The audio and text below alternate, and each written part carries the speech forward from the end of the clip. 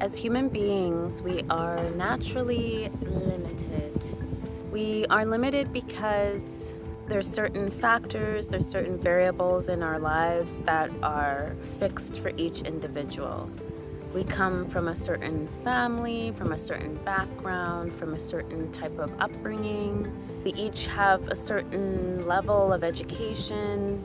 We've each been socialized in a different way. We've had particular people drawn to us, maybe because of the way we look or how our personalities and our essence, our character, how it appeals to others, or how that affinity gets linked together. And so because we have these very distinct aspects of how we are, who we are, how we grow up, what our personality winds up becoming, what experiences get dealt to us that shape our lives, besides the influence of other people, we would be very narrow in scope as human beings.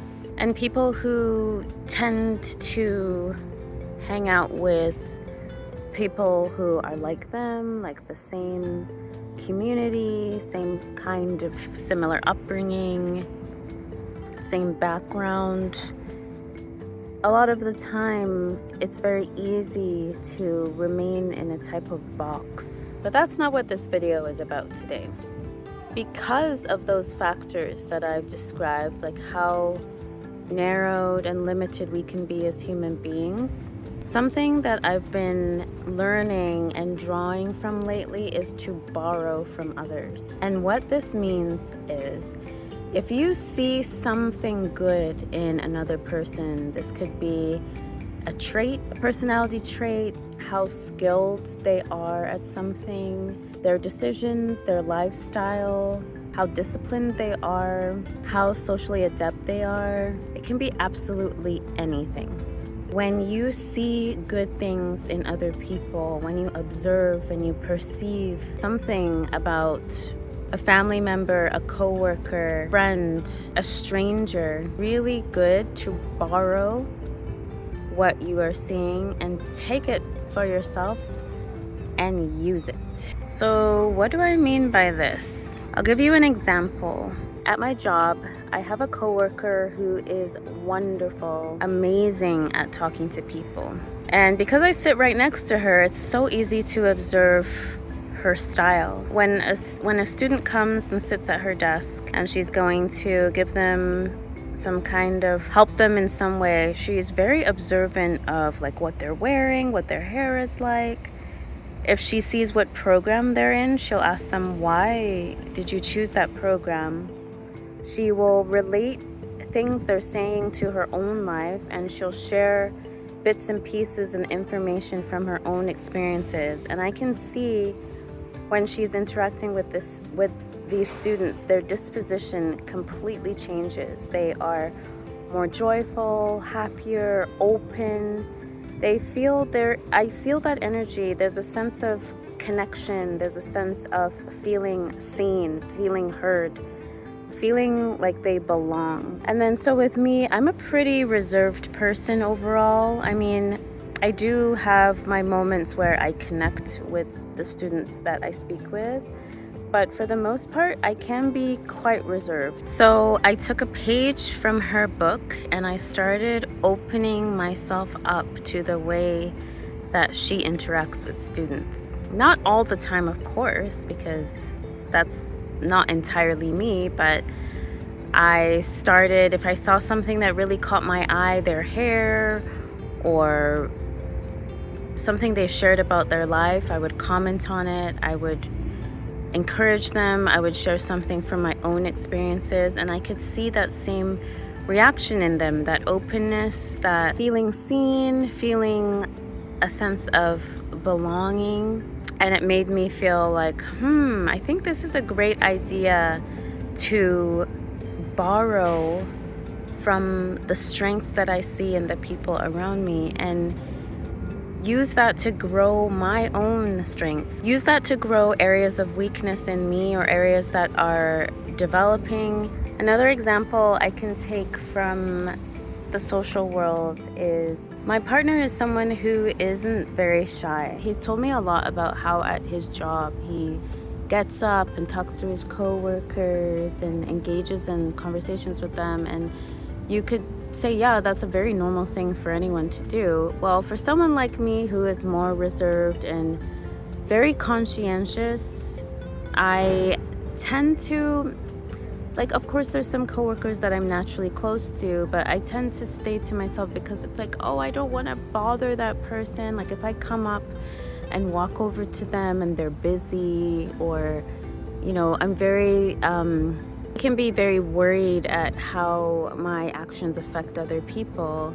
But I've been learning a lot more, and from his behavior I've been learning a lot more from the strength that he has, and I've started getting up and talking to more people, especially people that maybe I'm not close to, or I would want to maybe just comment on a thing here or there, like nothing deep. But normally I'd be like, oh yeah, that's silly, or like I'm not going to spend time like getting up just to say this little thing. But I've started doing that kind of thing more, and I can see how with my coworkers too, it's something that makes them feel seen and open up, and it just creates like a really good connection. So I'm going to encourage you as well to pick this up. Like if there's something that you see in the people around you that you are inspired by, it could be their discipline, their work ethic, it could be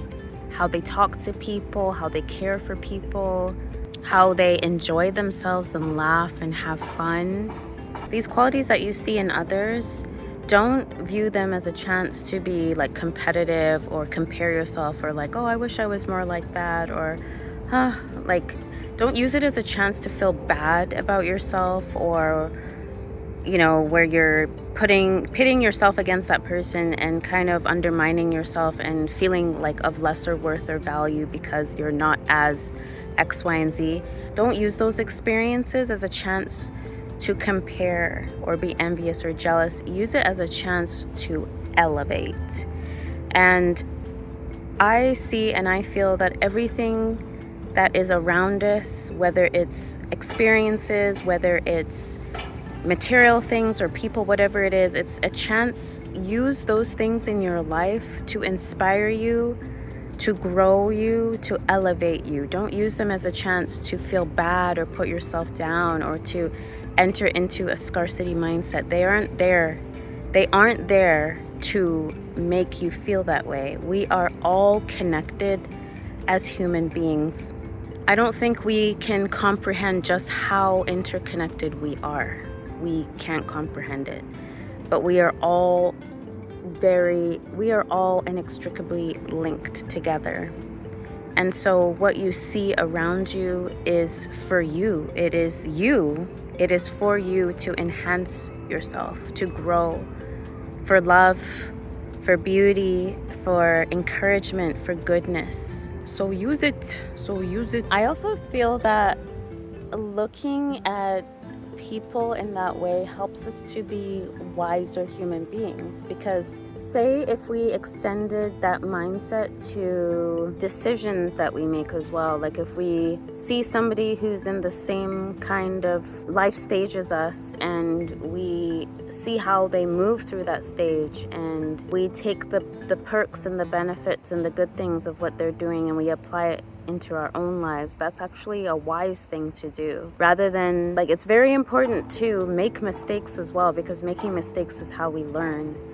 But a lot of mistakes we make can be prevented if we just used the people around us as our teachers and see what the way that people are moving around us, what are they doing that is profitable, that is healthy, that is beneficial and advantageous and brings goodness to their life and the lives of others. If we can emulate or copy those ways of seeing, those lifestyle choices, those attitudes, those behaviors. Isn't that smart to do that? Because after all, what would really be the big difference between me and another person in navigating a certain life stage, right? Like there's a lot of crossover, there's a lot of similarity. So why do I have to go down a path of making these very easy mistakes when I can just look to my sister, my coworker, my mentor, people in the media who have made good choices? Can't I just follow down those paths as well? My name is Imo, and if you are interested in more on the fly takes like these, please like, comment, and subscribe for more content. Thank you so much for your support, and I hope that you borrow from others.